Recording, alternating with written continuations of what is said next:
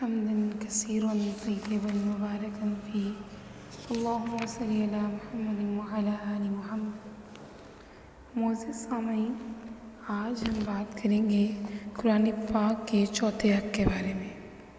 چوتھا حق ہم مسلمانوں پر یہ ہے کہ ہم اس پر عمل کریں، اسے اپنی زندگی کے لیے رہنما بنائیں۔ حقیقت تو یہ ہے کہ قرآن کو پڑھنا اور سمجھنا تبھی زیادہ مفید ہوگا جب اس پر عمل کیا جائے۔ قرآن تو ہدی للناس ہے، یعنی تمام لوگوں کے لیے رہنمائی۔ اس میں ہمارے لیے ہر معاملے میں ہمارے لیے ہدایت موجود ہے۔ قرآن پاک ہمیں بتاتا ہے کہ کن باتوں پر عمل کرنا چاہیے، کن باتوں سے بچنا چاہیے۔ اس میں انفرادی احکام بھی ہیں اور اجتماعی قوانین بھی۔ اللہ پاک نے یہ تفصیلی ہدایت اس لیے عطا کی کہ ہم اس کے مطابق زندگی گزاریں۔ اگر ہم اللہ کے قانون اور اس کی شریعت کو نافذ نہیں کرتے تو یہ بہت ہی ناشکری کی بات ہے۔ جیسا کہ سورہ مائدہ میں اللہ تعالیٰ فرماتے ہیں وَمَن لَّمْ يَحْكُم بِمَا أَنزَلَ اللَّهُ فَأُولَٰئِكَ هُمُ الْكَافِرُونَ، یعنی جو لوگ اللہ کے نازل کیے ہوئے قرآن کے مطابق فیصلہ نہیں کرتے وہی تو کافر ہیں۔ اس بات کو پیارے نبی صلی اللہ علیہ وسلم نے ایک اور انداز سے واضح فرمایا کہ ما آمن بالقرآن من استحل محارمہ، جس شخص نے کسی ایسی چیز کو اپنے لیے جائز ٹھہرایا جسے قرآن نے حرام قرار دیا ہو تو ایسا شخص قرآن پر ایمان ہی نہیں رکھتا۔ یہ ہمارے لیے بڑی چونکا دینے والی بات ہے۔ اگر کوئی شخص ایسا کام کرتا ہے جسے قرآن نے حرام قرار دیا تو پیارے نبی صلی اللہ علیہ وسلم کے فرمان کے مطابق وہ مومن ہی نہیں ہے۔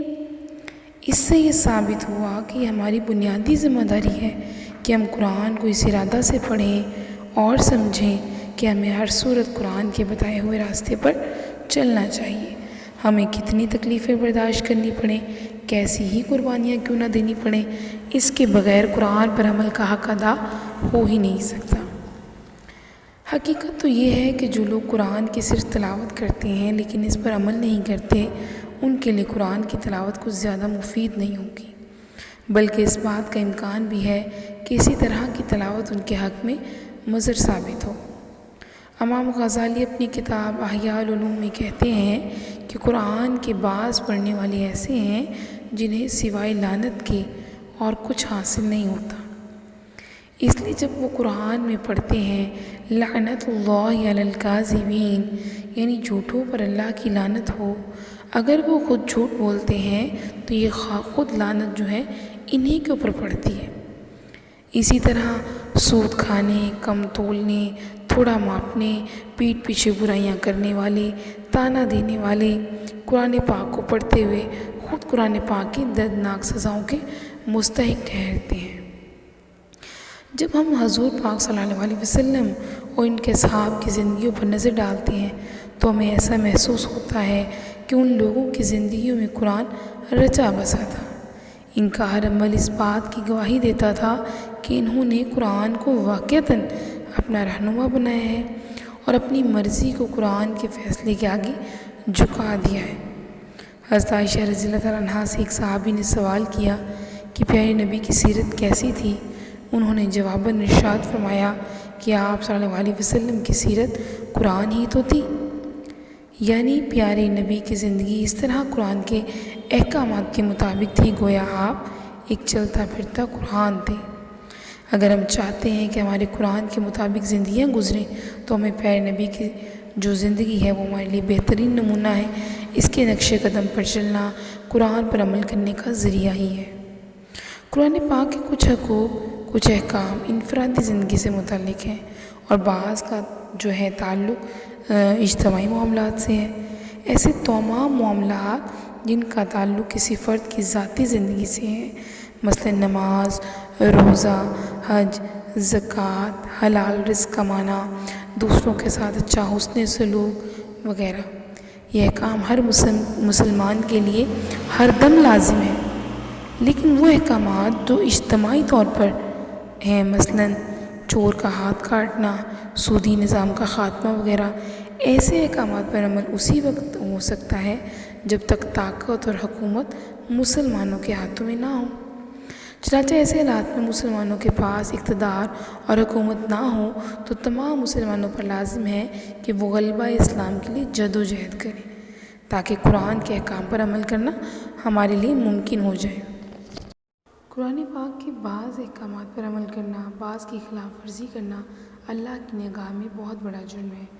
یہودیوں میں یہ گمراہی پیدا ہو گئی تھی کہ وہ تورات کی بعض ہدایات پر عمل کرتے تھے، بعض احکامات کو توڑ ڈالتے تھے۔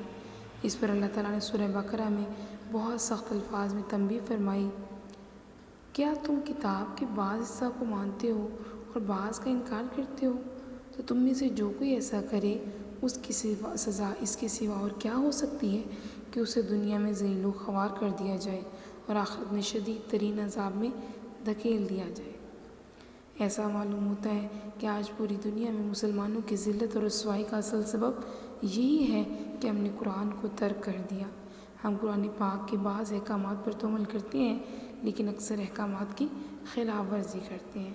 یہ قرآن سے لاپرواہی کا عالم ہے کہ ہم یہ جاننے کی کوشش بھی نہیں کرتے کہ قرآن میں ہمیں کیا ہدایات اور کیا احکامات دیے گئے ہیں۔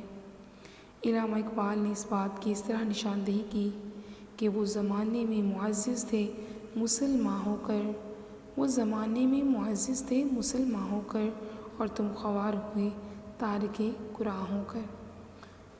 اللہ تعالیٰ ہمیں عمل کی توفیق عطا فرمائے۔ سبحانک اللہم و بحمدک، نشہد ان لا الہ الا انت، نستغفرک و نتوب الیک۔ السلام علیکم ورحمۃ اللہ۔